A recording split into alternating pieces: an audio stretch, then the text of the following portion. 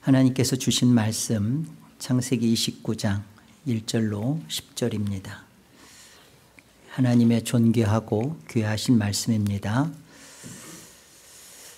야곱이 길을 떠나 동방 사람의 땅에 이르러 본즉 들에 우물이 있고 그 곁에 양 세 떼가 누워 있으니 이는 목자들이 그 우물에서 양떼에게 물을 먹임이라.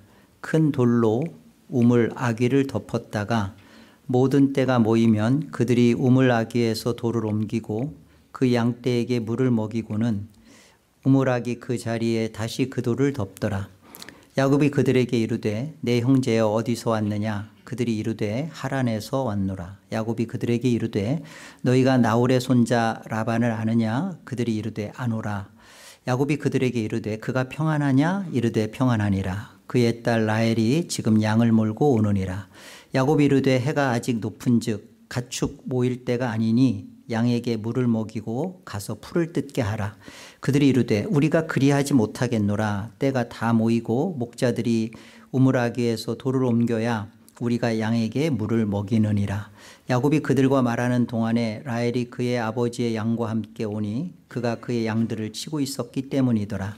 야곱이 그의 외삼촌 라반의 딸 라헬과 그의 외삼촌의 양을 보고 나아가 우물 아귀에서 돌을 옮기고 외삼촌 라반의 양떼에게 물을 먹이고. 야곱의 변화라는 제목으로 오늘 베델에서 하나님을 만난 야곱의 변화 두 가지를 증거하겠습니다. 첫 번째, 야곱의 변화, 하나님을 진짜로 믿기 시작합니다. 그동안은 가짜로 믿었나? 야곱이 이제 진짜 하나님을 믿습니다. 오늘 본문 1절을 한번 다시 보실래요? 야곱이 길을 떠나, 그렇게 시작하죠. 언어에는 그리고가 있어요. 예전 개역 한글에서는 이것을 야곱이 발행하여 이렇게 돼 있더라고요. 야곱이 발행하여. 언어로는 와이사 라글라요, 기억 안 해도 돼요. 이 말은 언어 그대로 직역하면 그리고 야곱은 자신의 두 발을 높이 들었다. 이게 이제 길을 떠나예요. 야곱이 길을 떠나. 이 말이 야곱이 자신의 두 발을 높이 들었다. 까치발 들은 건가요? 까치발 들었다는 게 아니라 야곱의 발걸음이 가벼워졌다는 뜻입니다. 목적지로 이제 향하는 이 걸음이 유쾌하고 가벼운 마음으로 이제 떠나게 되었다. 집을 떠날 때 야곱 굉장히 마음이 무거웠잖아요. 아무것도 없이 빈털터리로 나오면서 두려웠죠. 어떻게 내 인생이 이제 풀려갈까. 장자의 축복을 그토록 원했는데 그러기는커녕 지금 일도 몰라보고 이제 어떻게 될지도 모르고 떠나는 무거운 발걸음이었잖아요. 그런데 지금 그 무거운 발걸음이 아주 새털처럼 가볍게 바뀌는, 그 무거움이 사라진 모습입니다. 칼빈은 이것을 이렇게 주석했어요. 야곱이 경험한 베델은 그에게 참 믿음과 확신을 주었다. 이 베델에서의 하나님을 이렇게 만난 야곱의 경험이 야곱에게 있어서 실제로 이런 변화가 생겼다는 거예요. 그리고 그 발걸음이 아주 가벼워졌다라는 거잖아요. 길을 떠났다라는 이 말 자체 속에. 이게 부엘세바, 그러니까 야곱이 집을 떠난 그 지명이 부엘세바입니다. 이 부엘세바를 떠난 그 첫날 밤에 벌어진 일이에요. 그 첫날 밤 꿈에 하나님이 야곱을 찾아왔잖아요. 그 브엘세바를 떠난 그 첫날 밤입니다. 이 루스라는 지금 이 광야에 돌베개를 베고 잠을 잤던 그 첫날 밤에 그 무거움이 많고 어떻게 해야 되나. 지금 갈 곳은 정해져 있지만 어떻게 그 가서 무슨 일이 벌어질까 마냥 그런 두렵고 불안하고 무서움 속에 있었는데 그 밤에 하나님이 찾아오셨죠. 오셔서 어떤 것을 말씀해 주셨나요? 그 사닥다리라고 하는 그 돌 계단 위에서 이렇게 말씀하셨잖아요. 나는 여호와니 너의 조부 아브라함의 하나님 너의 아버지 이삭의 하나님이다. 그러면서 뭐라고 말해요? 지금 네가 잠자고 있는 그 누워있는 땅을 너와 네 자손에게 주겠다. 그리고 네 자손이 땅의 티끌같이 동서남북으로 퍼지게 해서 너와 네 자손으로 모든 족속이 복을 받게 하겠다. 그렇게 말씀하셨잖아요. 그리고서는 또 내가 너와 함께해서 네가 어디를 가든지 너를 지킬 것이고 그리고 다시 이 땅으로 돌아오게 하겠다. 뿐만 아니라 내가 너에게 허락한 거 약속한 것이 다 이루어질 때까지 너를 떠나지 않겠다. 그거 말씀해 주셨잖아요. 그날 그리고서는 그 사실에 이제 아침에 눈을 떠서 야곱이 고백하잖아요. 여기에 하나님이 계셨구나. 나와 함께 계셨구나. 두렵도다. 그러면서 그 베고 잤던 곳에 그 돌을 기둥으로 세워 기름을 붓고 그곳을 베델이라 그러죠. 그리고 서원했잖아요. 서원했잖아요. 하나님 내가 가는 길 동안에 먹을 것과 입을 것 주시면 그리고 돌아오게 하시면 하나님 나의 하나님이시고 내가 세운 이 돌로 세운 이 베델이 나의 예배의 집이 하나님의 집이 될 것이며 내가 또 10의 1을 하나님 앞에 하겠습니다. 이렇게 서원했죠. 신앙 고백했잖아요. 그런 그 시간이 벌어졌던 것이 이 첫날 밤에 벌어진 일이고 이 일을 경험하고 이제 떠나게 되는 그리고 길을 떠나는 거예요. 그리고 떠나는 것이 이렇게 야곱이 두 발을 드는 것처럼 가벼워졌다라는 그러니까 29장 1절을 우리 성경에서는 그리고를 생략했는데 그리고예요. 연결되는 거예요. 이런 경험을 하고 야곱의 변화가 시작된 거구나. 그러니까 야곱이 진짜로 하나님을 이제 믿기 시작. 이전까지 야곱은 아브라함의 하나님, 이삭의 하나님, 언약의 하나님 듣고 예배해 왔어요. 그런데 그 하나님을 처음으로 만난 거예요. 처음으로. 여러분, 나는 하나님을 만났나 한번 물어보세요. 아니 만났지. 교회를 내가 지금 얼마나 다녔는데 신앙이 몇 개인데 나에게 베델은 있었나 물어보세요. 인격적으로 하나님이 어디에서 또 무엇을 통해서 나는 하나님을 경험한 게 있나. 하나님을 인격적이고 실제적으로 만나고 경험하지 않으면서 그 하나님의 말씀이 내 안에 실제가 되고 기도가 응답되는 것을 한 번도 경험하지 못하면서 신앙생활 하면서도 야곱과 같을 수 있어요. 근데 믿죠. 근데 진짜로 믿는 건 아니에요. 어떻게 알 수 있을까요? 그가 가는 목적지, 우리가 가는 천성, 하나님 나라를 향하여 가면서 늘 발걸음이 무거워요. 두려워요. 불안해요. 이 부분을 우리 생각해 봐야 돼요. 야곱은 두려웠어요.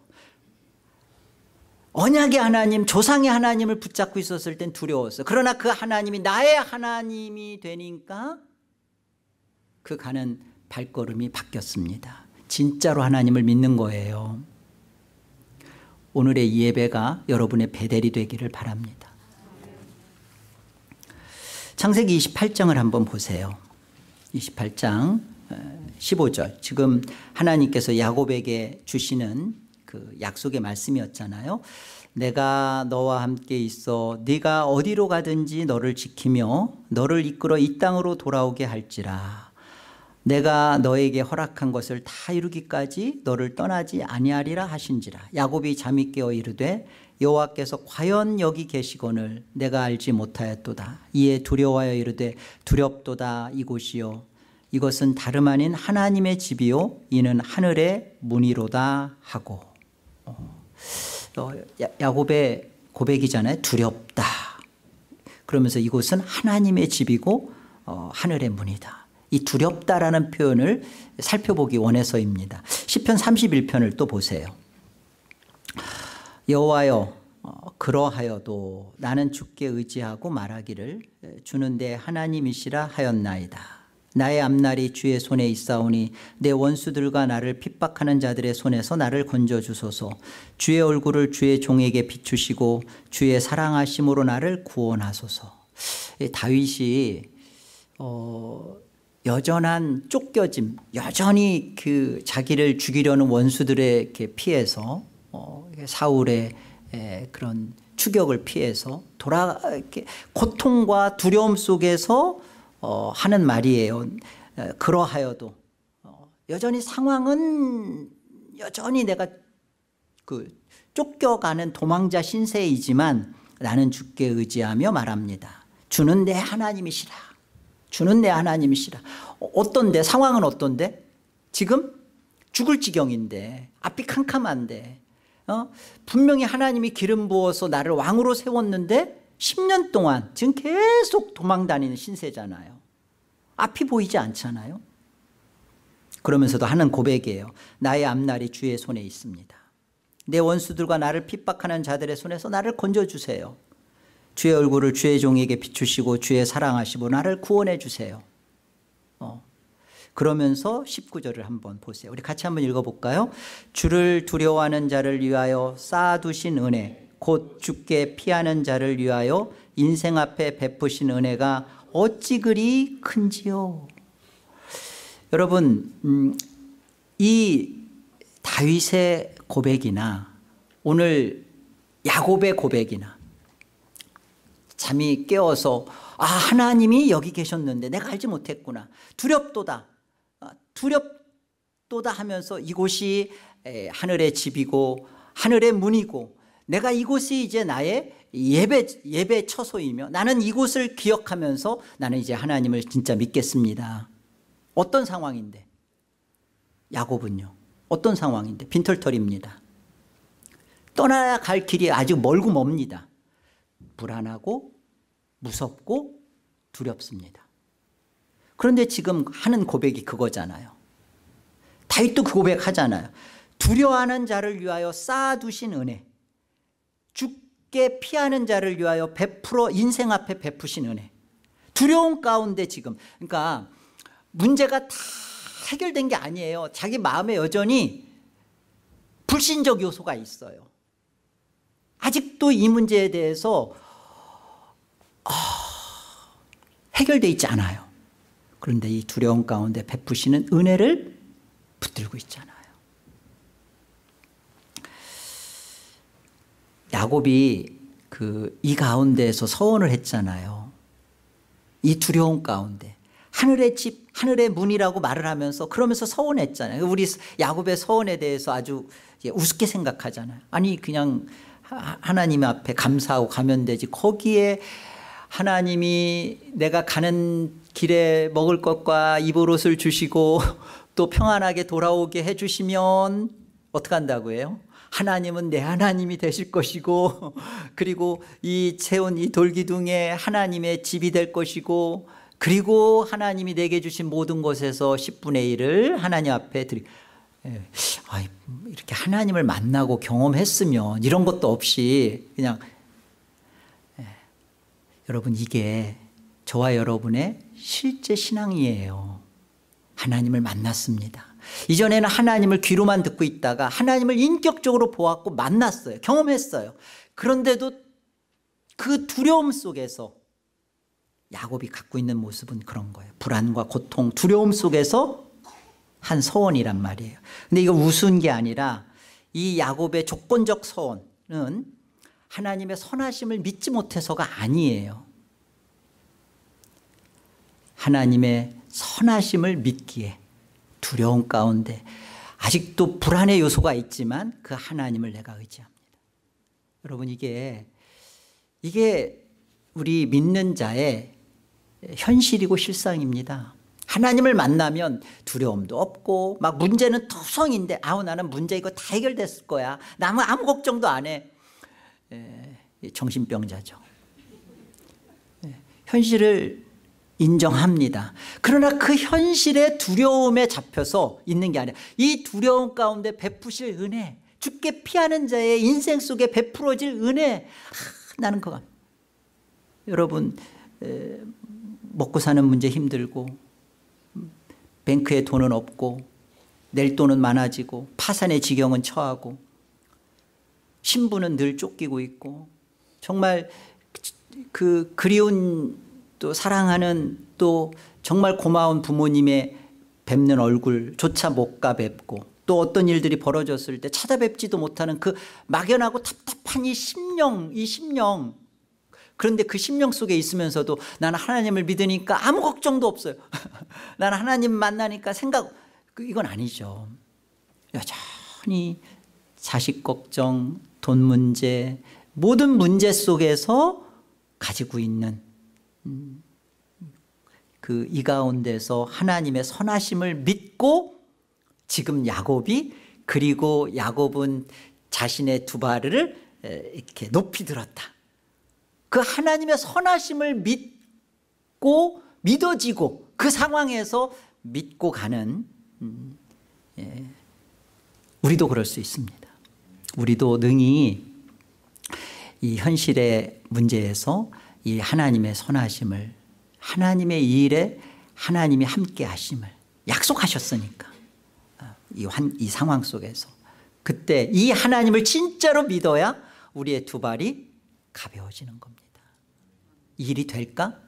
예, 하나님은 야곱의 인생을 이제부터 되게 하시는 것을 볼 겁니다. 우리가 이 야곱을 같이 만나가면서 저와 여러분을 하나님이 어떻게 이 문제 속에서 선하심을 이루어가는지 우리의 실제적 우리의 것이 되기를 주의 이름으로 축복드립니다. 1절 하반절을 한번 우리 본문 하반절을 같이 볼까요? 야곱이 길을 떠났어요. 길을 떠난 것은 그날 그 아침입니다. 그리고서는 동방 사람의 땅에 이르렀습니다. 이 동방 사람의 땅에 이른 것은 약 지금 800km를 간 거예요. 그리고 여정으로 따지면 한 30여일 길을 걸은 거예요. 그러니까 그냥 이 한 절에 그날 아침에 가서 그냥 30여일 동안 도착했다. 이게 그냥 한 절에 압축해버린 거예요. 길을 그 가벼운 발걸음으로 유쾌한 태산을 넘어 험곡에 가도 하면서 하늘의 영광 하고 떠났는데 이제 동방 사람의 땅에 딱 도착한 겁니다. 30여일 지나서. 여기 동방 사람의 땅이라는 것은요, 유브라데 강 그 서쪽 땅을 말해요. 그러니까 지금 그 하란 근처죠. 정확한 지명은 밧다마람입니다. 이곳에 도착했어요. 이 동방이라는 단어는 케뎀인데요, 동쪽 또는 동편 뭐 그런 뜻이죠. 여러분, 이 동방이라는 단어가 성경 맨 처음에 창세기 2장 8절에 나옵니다. 하나님이 그 동방의 에덴에 동산을 창설하시고, 동방의 에덴에 동방. 그리고 또 창세기 3장에 가보면 그 에덴 동산 동쪽에 그 그룹과 뭐 이렇게 화영검 이렇게 두시고, 이렇게 동쪽, 동방. 이 동쪽과 동방이 뜻하는 것은요, 먼저 동방의 에덴의 동산을 창설하셨다. 이 동방을 뜻하는 것은 가시적인 하나님 나라입니다. 보여주는. 우리 에덴 동산은 하나님 나라의 모형이잖아요. 그러니까 그 모형을 얘기할 때 동방, 이 가시적인 하나님 나라가 이 땅에 이루어지는 것을 이제 동방이라고 표현하고요. 이 성경에서 동방, 동쪽을 얘기할 때는 이렇게 지성소로부터 이렇게 멀어지는 모습이에요. 지성소는 서쪽에 있고요. 그 다음에 들어오는 그 입구가 이제 점점 이렇게 동쪽으로 향하잖아요. 동쪽 바람 뭐 이렇게 동방 하는 것은 다 죄 가운데로 가고 있는. 그래 동쪽은 그런 것입니다. 서쪽 그 성경에서 의미하는 바가 이 동방의 이곳에 사실은 굉장히 낯설고 이런 곳에 지금 도착했다. 동방 사람들의 땅이다. 이렇게 지금 설명을 하는 거예요. 그런데 이곳에 하나님의 정확한 일하심과 섭리가 여기에 나타나는 거예요. 언약을 야곱에게 심어 놓으시고 그리고 지금 이제 야곱에게 일어나는 모든 일들이 동방 사람의 땅에 도착합니다. 여기서 이제 벌어지는 거예요. 자그마치 이곳에서 20년 동안 동방 사람들의 땅, 이 밧다마람 하란이라는 곳에서 20년 동안 야곱을 하나님이 다루세요. 바꿔내세요. 이 가시적인 하나님 나라 이곳에서 우리가 이 세상이라는 이곳에서 하나님 나라 속에 들어와 있지만 이 세상이라는 이곳에서 하나님이 우리를 어떻게 다루시고 섭리하시고 우리를 만들어 가시는가, 이게 야곱의 인생 속에서 우리한테 보여주는 거라고요. 2절을 볼까요? 하나님의 일하심이 어떻게 드러나는지 보세요. 야곱이 보세요. 본즉 야곱이 이제 눈을 들어 딱 그 땅에 도착해서 보니까 들에 우물이 있습니다. 여러분, 이 도착한 이 우물이 어떤 우물이에요? 여기 쭉 얘기가 나오는데요. 6절을 한번 보세요. 야곱이 그 목자들에게 말하죠. 그가 평안하냐? 이르되 평안하다.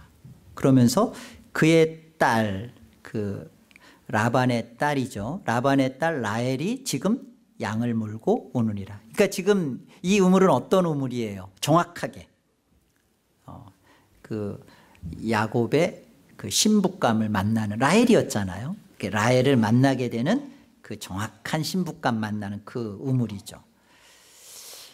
야곱이 라헬을 만나는 게 이게 우연일까요? 여러분, 지금부터 이 가벼운 발걸음으로, 그러나 여전한 그 현실의 불안과 두려움 속에서 출발하고 걸어왔지만 도착했습니다. 동방 사람의 땅에. 그런데 이 상황에서 하나님의 섭리, 하나님의 일하심을 지금 우리가 만나보는 겁니다. 도착해서 보니까 들에 우물이 있어요. 그런데 이 우물이 어떤 우물인가 봤더니 라헬이 오네. 라헬을 만나는 우물입니다. 이 우물은 성경학자들이 과거 아브라함의 종이 가서 만났던 어디 우물이죠? 리브가를 만났던 그 우물, 그 우물이라고 성경학자들이 추정해요. 자, 이 우물은 따져보면 한 100년쯤 지난 거예요. 리브가가 만났던 그 우물로부터 지금 야곱은 77이니까 한 100년쯤 지나서 만났던 그 우물에 정확하게 간 겁니다. 그 당시에 야곱은 그 가나안 땅에 가서 그래 그곳에 가야 된다라고 해서 갔는데 800km를 걸어서 30여일 가서 들에 도착한 우물을 보니까 그 우물이 리브가의 우물이고 100년쯤 만났던 그 우물에 도달한 거예요. 우연인가요? 오늘날처럼 내비게이션이 있어가지고 딱 찍고서 간 게 아니라 정말 쉬운 정확한 게 아니에요. 하나님이 이 세상의 주인이시고 이 세상을 통치하십니다. 하나님이 통치하는 이 세상에서는 우연은 절대 존재하지 않아요. 결코 없어요. 우리 생각에는 아닌 것 같지만 그러나 하나님은 하나님의 뜻을 이루시는 일에 있어서 결코 우연은 발생시키지 않습니다. 여기 에레미야서 10장 보실까요? 여호와여 내가 알거니와 사람의 길이 자신에게 있지 아니하니 사람이 자신에게 있지 않대요. 그러면 그 걸음을 지도함이 걷는 자에게 있지 아니하니이다. 그럼 누구에게 있다는 거예요? 사람에게 있지 않다는 거예요. 여러분 성경에 보면 하나님의 섭리의 일하심에 대해서 곳곳에 하나님은 소개해 주세요. 요셉도 그렇고요. 그렇잖아요. 그 요셉이 그 형제들이 팔아가지고 구덩이에 갇혔는데 그 애굽 상인, 이집트 상인이 오지 않고 그 왕서방 왔으면 저쪽으로 가죠. 저쪽으로. 정확하게 애굽의 총리가 돼야 했잖아요. 왜냐하면 그 애굽에서 하나님의 자기 백성들을 만들어낼 것이니까 반드시 애굽의 상인이 왔어야 되는 거예요. 모세 같은 경우도 바로의 공주의 아들이라는 칭함을 받아야 될 거 아니에요. 그러니까 그 갈대상자에서 떠내려 보냈던 그곳에서 바로의 공주의 시녀가 그것을 보고 바로 공주한테 가지고 가죠. 절대 우연 아닙니다. 이 페르시아 바사에서 벌어진 일이에요. 이제 그 바사의 그 왕이었던 아하수에로 왕이 굉장히 강한 바벨론을 무너뜨렸으니까 굉장히 강한 힘을 갖고 있었습니다. 그리고서는 그 왕후 와스디죠. 너무너무 예뻤어요. 그래서 모든 그 고관 대작들을 다 부어놓고 이렇게 잔치를 벌이는 가운데 왕후를 좀 얼굴을 보여주고 자랑을 하려고 하는데 와스디가 거절을 해요. 이렇게 콧대가 높았던 것 같아요. 그래서 그 와스디로 마음이 막 상했던 왕이 왕후를 패한 다음에 새로운 왕후가 간택되는 과정에서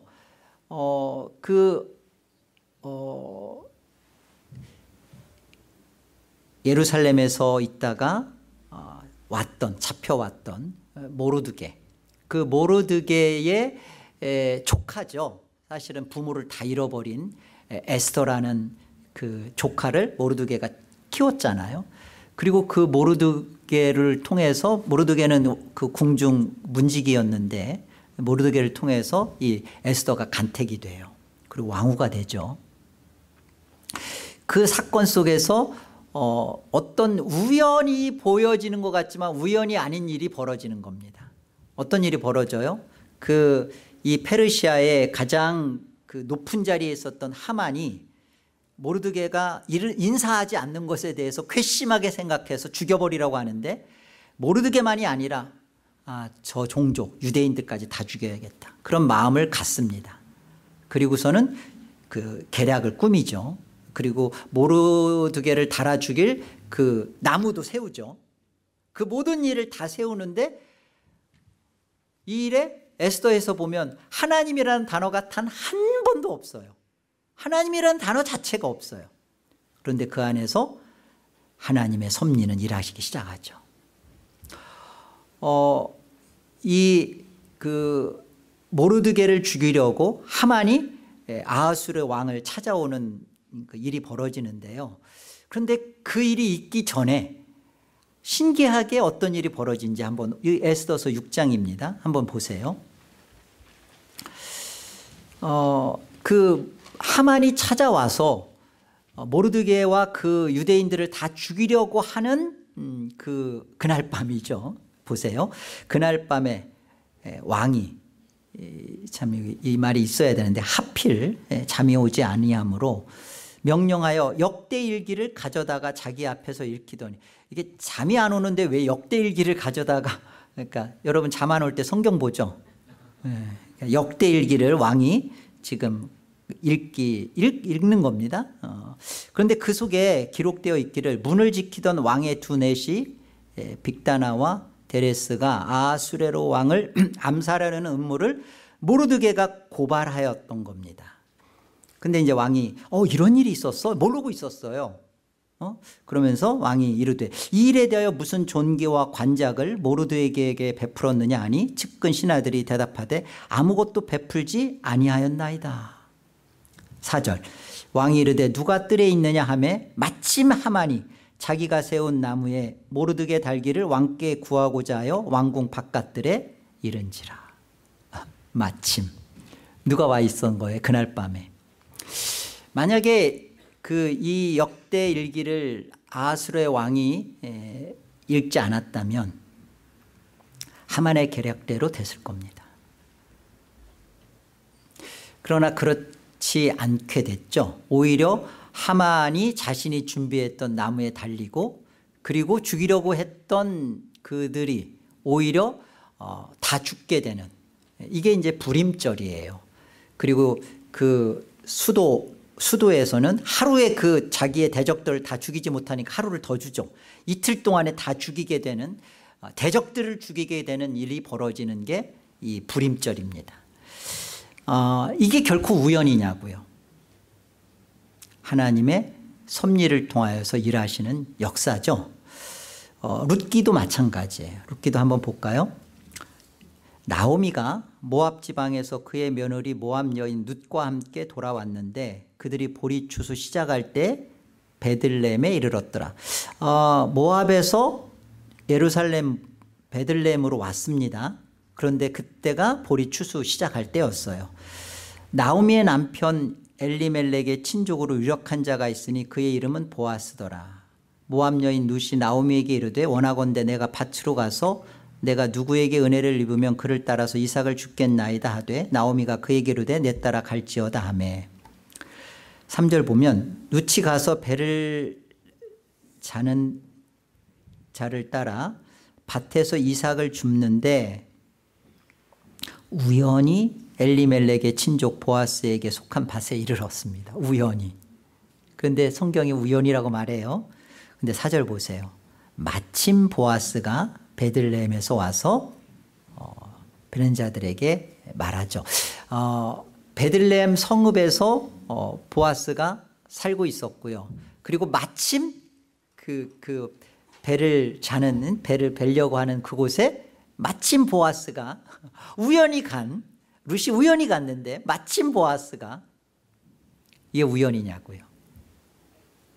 이 우연이라는 말을 성경은 이렇게 넣은 이유는 여기에 필연적 하나님의 일하시는, 마침 일하시는 하나님의 섭리를 강조하는 겁니다. 오늘 야곱의 여정이 그랬던 것처럼 야곱의 인생을 통해서 우리의 성도의 삶을 지금 하나님이 보여주잖아요. 성도의 삶 속에 우연히는 없어요. 우연히 일어나는 일 없습니다. 우연한 만남, 우연한 실패 결단코 없습니다. 그렇다면 지금 벌어지는 모든 일은 마침 하나님이 하신 일이죠. 나는 그냥 만난 것 같고, 나는 내가 이렇게 해서 만나서 이렇게 둘이 사는 것 같고, 아니에요. 마침 이 사람이어야 되는 거죠. 이 모든 것이 하나님의 일하심의 경륜이고 섭리입니다. 하나님의 이끄심의 손길이라고요. 오늘 우물에 도착했더니 이 우물이 100년 전 리브가의 우물이었고, 그리고 이곳에서 자기가 만나야 할 신부감 라헬이죠. 이 레아가 아니라 라헬입니다. 이 라헬 때문에 야곱은 숱하게 고생해요. 그리고 이 라헬을 통하여서 하나님은 야곱을 다루세요. 라헬이어야 되는 거예요. 우리가 이제 두고 보면 알아요. 그래서 베델에서 하나님을 만난 야곱의 첫 번째 변화는 하나님을 진짜로 믿기 시작합니다. 하나님이 이렇게 일하시는구나. 그리고 내 속에서 이렇게 하나님이 역사하시는구나 라는 것에 대한 진짜 변화가 첫 번째였고요. 두 번째 변화는 야곱에게서 관심사가 바뀌어져요. 베델 사건 이전에는 가나안 여자 빨리 만나서 빨리 돌아가서 장자의 축복 그 권리 차지해야겠다라는 마음이 야곱에게 그게 급선무였습니다. 그런데 보세요. 오늘 2절 다시 한번 본문 볼까요? 2절에 보시면 보세요. 본즉 들에 우물이 있고 그 곁에 양 세 떼가 누워 있으니 이는 목자들이 그 우물에서 양떼에게 물을 먹임이라. 큰 돌로 우물 어귀를 덮었다가 모든 떼가 모이면 그들이 우물 아귀에서 돌을 옮기고 그 양떼에게 물을 먹이고는 우물 아귀 그 자리에 다시 그 돌을 덮더라. 야곱이 그들에게 이르되 내 형제여 어디서 왔느냐? 그들이 이르되 하란에서 왔노라. 야곱이 그들에게 이르되 너희가 나홀의 손자 라반을 아느냐? 그들이 이르되 아노라. 야곱이 그들에게 이르되 그가 평안하냐? 이르되 평안하니라. 그의 딸 라헬이 지금 양을 몰고 오느니라. 지금 목자들이 그 양떼에게 물을 먹이려고 이렇게 세 떼로 나누어서 지금 왔잖아요. 우물가에 지금 양떼 목자들이 왔단 말이에요. 그렇다면 자 보세요. 지금 800km 정도 30여일을 온 거예요. 목마르지 않겠어요? 그리고 가장 중요한 것은 우물가니까 지금 또 물 덮여져 있잖아요. 그 아기가 덮여져 있잖아요. 그러니까 내가 좀 물 좀 얻을 수 없습니까? 라고 사실 나와야 돼요. 근데 성경은 일제 그 말 언급하지 않죠. 뭐라고 지금 야곱이 묻습니까? 목자들한테 혹시 당신들 어디서 왔습니까? 여기 우리 하란에서 여기가 지금 하란이구나. 그죠? 어디서 왔냐고 묻잖아요. 지금 내가 도착한 곳이 지금 하란 근처 땅이구나. 그러면 야곱이 묻습니다. 그러면 라반은 아세요? 라반. 안다. 그러면 그 라반은 지금 평안합니까? 자, 그 물보다 지금 자신의 그 갈증을 해결하는 이것보다 더 급선무, 더 소중하고 중요한 문제가 지금 야곱에게는 있는 거예요. 그게 뭐예요? 바뀐 거죠. 바뀐 거잖아요. 성경이 이런 것을 통해서 우리한테 야곱이 뭐가 지금 관심사가 바뀌어져 있는 걸 좀 보여주는 거잖아요. 물의 문제가 아니라 훨씬 다른 문제구나. 이 아내의 문제구나. 결혼의 문제구나. 관심사가 바뀌어 있는 것을 보게 됩니다. 야곱이 라헬을 얻기 위해서 7년을 일하잖아요. 그것을 라반이 제안한 게 아니에요. 그것도 야곱이 제안한 겁니다. 여러분, 지금 내가 빨리 이제 아내를 얻었으니까, 가나안 여자를 얻었으니까 더군다나 이 나홀의 족속 셈 계통의 이 여인을 얻었으니까 이제는 내가 빨리 이제 고향으로 내가 있는 브엘세바로 가야겠다. 그러면 라헬을 얻기 위하여서 7일은 좀 그렇죠. 한 7개월 정도 내가 한 다음에 가겠습니다. 이렇게 원래 야곱이라면 계산이 빠른 사람이잖아요. 근데 왜 7년이에요? 그걸 라반이 제안한 게 아니라 야곱이 제안한단 말이에요. 야곱이 그의 관심사가 지금 바뀌어져 가는구나, 변하고 있구나, 이런 부분들을 보시기 바랍니다. 기독교 신앙은 변화가 있는 겁니다. 내가 바뀌는 거예요. 여러분, 기독교 신앙을 하면서 바뀌지 않는 거? 아니에요. 이 바뀐다라는 것은 도덕적 변화가 아니에요. 도덕적 인격적 변화가 아니라, 도덕적 변화는 그냥 성품이 바뀌고 사람이 좀 이렇게 괜찮아지고 하는 것은요, 그냥 자기 발전 이루는 거예요. 그러니까 사람들은 기독교는 변화가 없어. 왜? 자기 발전을 이루는 사람은 조금 바뀐 것 같지만 안 바뀌었다는 걸 알거든요. 그건 기독교가 주는 변화 아닙니다. 기독교가 주는 변화는 지금 야곱에게서 이루어지는 것처럼 베델 사건을 통하여서 그 이후에 벌어지는 성화가 나타나기 시작하는 거예요. 어떻게? 거듭난 이후의 인격의 변화입니다. 분명히 변화인데 이 변화는 자신의 도덕적 변화와는 달라요. 거듭난 인격적 변화는 자기 죽음을 하고 있어요. 내가 죽는다고요. 내가 죽는다고요. 이 변화는 거기에 있는 거예요. 땅의 것에만 관심이 있었던 야곱, 이전에 다 그랬잖아요. 온통 땅의 것에만, 팥죽 한 그릇에 장자권 얻던 축복만을 생각했던 야곱이 지금 바뀌어지잖아요. 관심사가 바뀌어지잖아요. 아, 바뀌는구나. 변화가 있구나. 기독교는 바꾸어가는 겁니다. 하나님이 바꾸어가요. 그리고 기독교 생활하면서 안 바꿔진다는 것은 정말 잘못된 생각이에요. 야곱에게서의 베델의 경험은 야곱에게서의 칭의 사건이죠. 칭의죠. 그러나 베델 사건 이후에 벌어지는, 지금 자그마치 20년 동안 하란 땅에서 벌어지는 이 일은 야곱에게서의 성화가 나타나고 있는 거예요. 성화가 벌어지는 겁니다. 성화는 기억하세요. 성화는 즉각적인 동시에 점진적이에요. 칭의는 반드시 성화를 내포하고 있습니다. 나는 칭의 받았어. 나는 하나님 앞에 의롭다함을 받았어. 그런데 성화가 없는 칭의는 없어요.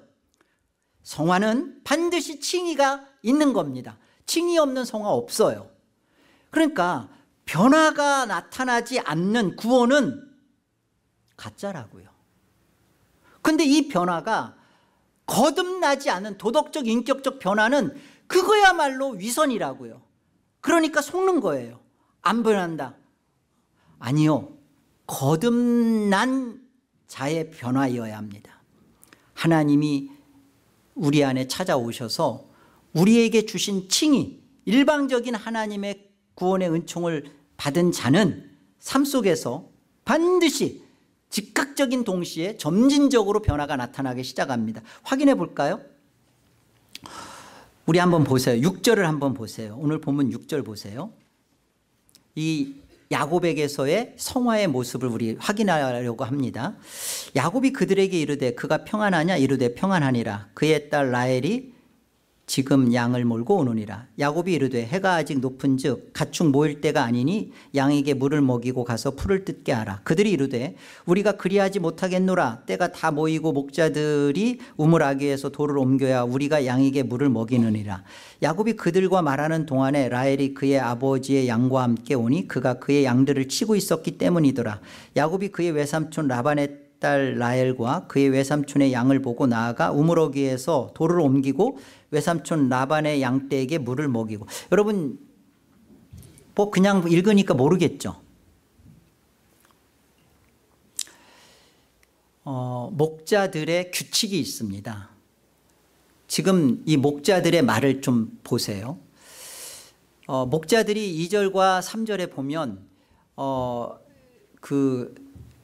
목자들이 지금 양떼에게 물을 먹이려고 모였죠. 이렇게 세 대로 나누어서 물을 먹이려고 이렇게 모였단 말이에요. 그리고서는 그 7절에 보면 그 모였던 이들에게 이제 묻고 난 다음에 야곱이 하는 말이에요. 아직 해가 높으니까, 그러니까 아직 지금 뭐 한참 양들에게 풀을 먹여야 할 때가 아니냐. 그러니까 양에게 지금 빨리 물 먹이고 가서 풀을 뜯게 해라 라고 지금 야곱이 말을 합니다. 맞는 말 같잖아요. 맞는 말이죠. 빨리 양 물 먹이고 가서 양들 더 풀 먹게 해라. 그런데 8절에 목자들이 이렇게 말을 해요. 그럴 수 없다.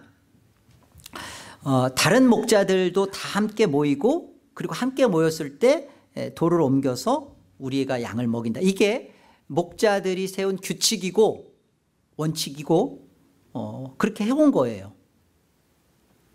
받아들여야죠. 이게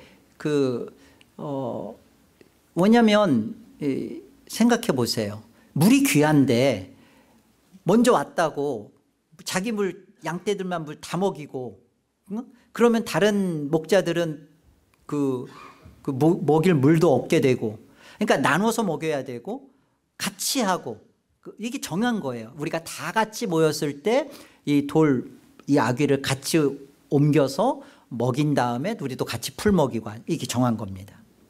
그 얘기를 해준 거예요. 그런데 보세요. 지금 야곱이 말하는 동안에 라헬이 그의 아버지 양과 함께 양들을 이렇게 몰고 오니까 10절 야곱이 나아가서 그 우물 어귀의 돌을 자기 혼자 옮기고 외삼촌 라반의 양떼 라헬의 양떼에게 물을 먹여버리자. 이게 뭘 말하는 걸까요? 야곱은 지금 오늘 베델의 사건을 통해서 야곱은 이렇게 변화를 가져옵니다. 하나님을 진짜로 믿고요. 관심사가 바뀌어지고요. 그런데 야곱은 여전히 질서와 규칙을 무시한 채 자기 목적을 이루려고 하는, 자기 목적에만 이것만 급하고 이것만 이루려는 그 습성, 야곱의 그 죄된 본성을 보게 되죠. 베델의 하나님을 만나서 변화되면서도 변화됐었지만 여전히 그 본성은 바뀌지 않아요. 너무 귀하니까 내 신부감으로 만나고 이렇게 잘 보여야 되고 하니까 이 목자들이 세운 원칙과 규칙을 무시해버리고 내 목적을 달성하는 일에 그것을 하는 이런 모습이 야곱이라고요. 이런 부분들을 다루어지죠. 우리 안에서 이와 같은 모습들을 만날 때 우리는 참 절망스럽잖아요. 내가 분명히 하나님의 은혜를 입었고 내가 이렇게 분명히 변화가 시작됐고 회개하고 변화가 됐는데 어떤 부분은 변화가 됐지만 여전히 우리 안에 바뀌어지지 않는 죄된 본성 때문에 아파하고 힘든, 그런데 이것이 야곱이라고요. 이것이 또 우리라고요. 변화되고 있는 겁니다. 여전히 변화됐지만 이 본성적인 부분에서 막혀서 하고 있는 게 야곱이잖아요. 이 야곱처럼 다루어지는 거라고요. 얼마나 내가 하나님의 이름과 영광을 말하면서도 그러면서도 내 가족 그리고 내가 아는 내일 이것을 통해서 영광을 받으려고만 하는 우리의 죄된 본성 여전히 남아있다고요. 아프죠. 그러나 이게 야곱인 우리라고요. 그래서 우리가 구원 못 받은 게 아니라 이런 것 가운데서 점진적으로 변화와 성화가 하나님이 이런 우리를 다루어 가신다고요. 이게 오늘의 말씀이죠. 하나님이 우리에게 주신 복음, 하늘의 복음, 이 세상 복음은 이 세상에서 잘 되는 거, 이 세상의 소망, 소원 성취해 주는 거, 그게 세상이 주는 약속이고 복음입니다. 그러나 하나님이 주시는 우리의 복음은 뭐예요? 야곱이 우리구나, 나구나, 동시에 야곱이 예수 그리스도라는 거예요. 왜요?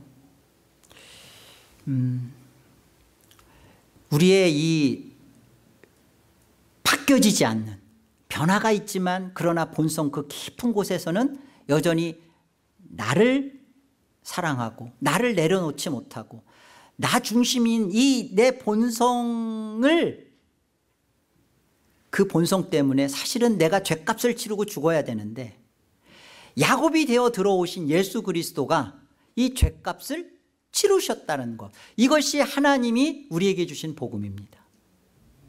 야곱이 우리인데 우리가 죽어야죠. 이 본성의 죄 때문에.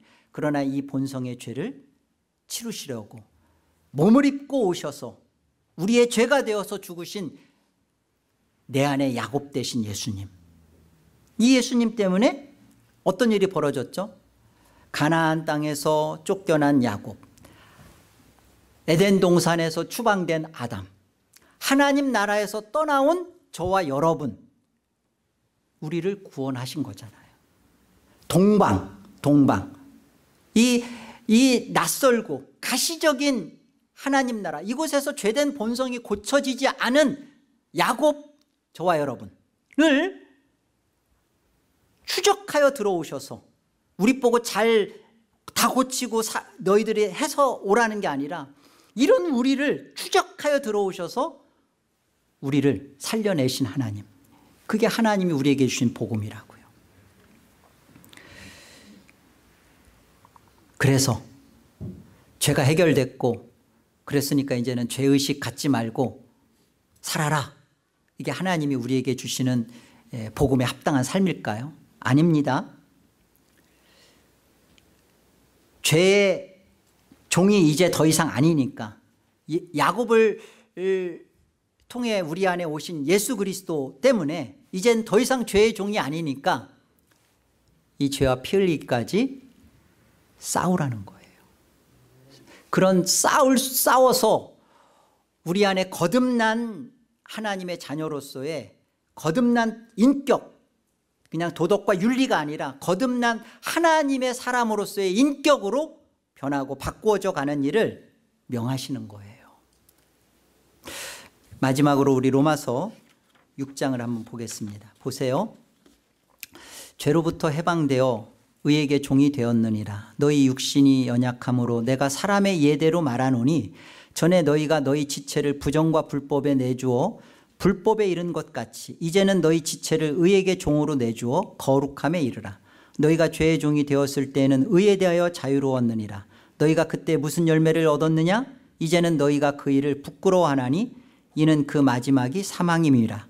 그러나 이제는 너희가 죄로부터 해방되고 하나님께 종이 되어 거룩함에 이르는 열매를 맺었으니 그 마지막은 영생이라. 이것이 칭의가 벌어진 자의 성화의 삶입니다. 변화는 계속 일어나고 있는 거예요. 야곱의 변화, 그리고 그 변화 속에서 하나님은 또 야곱을 하나님이 이 땅에서 영생을 주신 자 다음 자로 계속 바꿔가고 계시는 거죠. 하나님의 원하심은 뭘까요? 하나님의 원하심은 우리 안에 우리가 완전히 그냥 그 본성도 변화되고 죄도 없고 죄도 안 짓고 생각도 안 나고 그런 존재로 이 땅에서 우리를 바꿔내는 것이 하나님의 원하심일까요? 안 돼요. 될 수가 없어요. 우리가 몸을 갖고 있는 한 이 몸은 썩을 몸이고 죄된 몸입니다. 안 돼요. 그러니까 안 되니까 하지 말자예요. 안 되는 이걸 왜 하나님이 구원 방식으로 두셨는지를 되짚어 보세요. 나의 악함과 그리고 이 악함을 통한 나의 죄를 뼈저리게 보게 하는구나. 그리고 이런 나를 위하여 하나님이 어떠한 일을 하셨는가, 어떠한 섭리로 어떠한 일을 하셨는가, 이런 죄된 나를 위하여 내 인생 속에 예수 그리스도를 준비하셨고 예수 그리스도로 들어오셨고 그리고 그 예수 그리스도로 말미암아 나를 살려내셨구나. 그 하나님의 사랑 가운데 눈 뜨고 그 하나님의 사랑 안에서 변해가라는 거예요.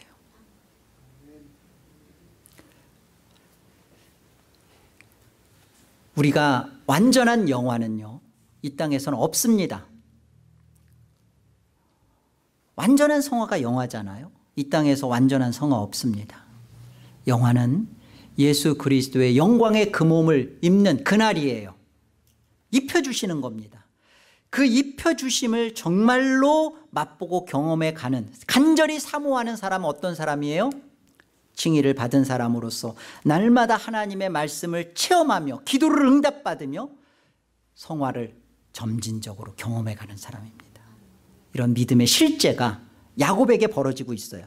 우리가 계속 이 야곱을 추적할 겁니다. 하나님이 어떻게 야곱을 이스라엘로 바꿔 조성해 내시는지, 그 인생을 동일하게 우리를 부르셨기 때문에 야곱을 소개해 주시는 거예요. 그 하나님 안에서 해방된 자니까 그 자유함을 갖고 영생을 누려가는, 영생의 깊이를 맛보아가는 주의 자녀들 되기를 축복합니다.